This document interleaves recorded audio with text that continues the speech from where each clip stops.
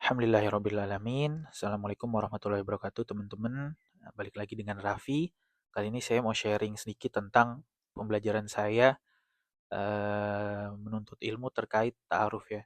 Karena sebagai seorang muslim banyak sekali anjuran kita untuk menikah, baik misalkan yaitu karena sunnah Rasul, juga karena itu menyempurnakan setengah dari agama kita, dan juga dalam rangka meningkatkan ketakwaan kita ya. Misalkan dari sisi menjaga kehormatan diri, menjauhi zina gitu. Di sini saya bukan ingin membelajar, di sini saya tidak akan menceramahi tentu, tapi lebih ke sharing sedikit apa yang telah saya pelajari dan sebenarnya beberapa miskonsepsi terkait ta'aruf itu sendiri, teman-teman.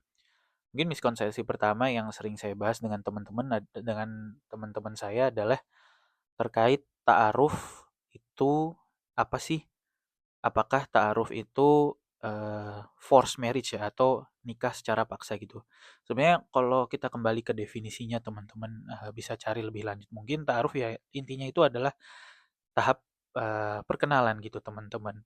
Mungkin di masyarakat kita yang lebih umumnya itu PDKT ya. Sebenarnya bisa diterita aja sih sebagai PDKT, tapi bedanya ada beberapa koridor syariat yang tidak boleh yang koridor syariat yang sebaiknya tetap dijaga gitu. Misalkan eh, tidak berkholwat, terus misalkan dalam menghubungi calon pasangan tersebut melalui perantara agar menghindari fitnah.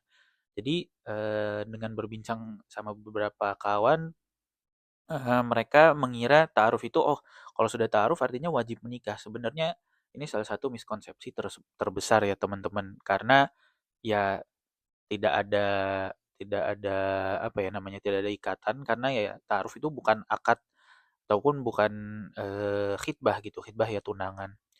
Jadi itu mungkin miskonsepsi pertama ya yang saya observasi. Miskonsepsi 2 mungkin lebih terkait prosesnya ya.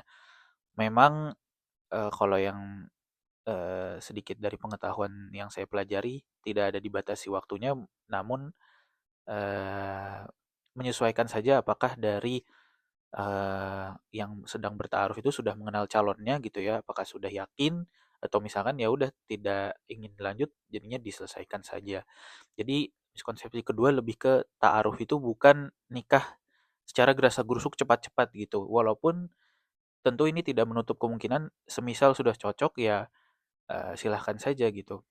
Seperti beberapa kisah-kisah dahulu. Jadi Eee, jangan mengkaitkan ta'aruf dengan, "Oh, baru kenal langsung nikah," gitu. Nah, itu sebenarnya saya lihat salah satu miskonsepsi. Jadi itu miskonsepsi kedua. Mungkin miskonsepsi ketiga lebih ke, eee, mungkin miskonsepsi ketiga terkait ta'aruf itu lebih ke, konotasinya yang, mungkin masih berkaitan dengan poin pertama ya. Kalau sudah ta'aruf itu wajib dilanjutkan. Sebenarnya enggak juga, teman-teman. Karena ya ta'aruf ini, ya namanya aja perkenalan gitu. Jadi, eee namanya berkenalan kalau misalnya tidak cocok dengan segala macam pertanyaan terkait agama, terkait visi misi keluarga, terkait arah pernikahan ini mau dibawa kemana, ekspektasi dari masing-masing pasangan. Nah itu kalau misalnya ternyata tidak memenuhi apa yang dibutuhkan, ya tidak perlu dilanjutin gitu. Tinggal dibilang secara baik-baik. Dan ya beberapa faedah kebutuhan masing-masing orang ya tentu berbeda ya. Jadi dalam ta'aruf ini ahasannya dan beberapa nasihat yang saya dapati juga ya kita coba mengenal diri sendiri, mencari apa yang kita butuhkan dan juga apakah sesuai dengan calon yang kita ajak ta'aruf tersebut. Mungkin karena sudah mau berakhir videonya, saya ingin mengajak teman-teman untuk ya mempelajari lebih lanjut terkait ta'aruf karena insya Allah dengan kita melakukannya sesuai dengan syariat, semoga ibadah pernikahan nantinya semakin lebih berkah dan diberi pertolongan oleh Allah Subhanahu wa taala.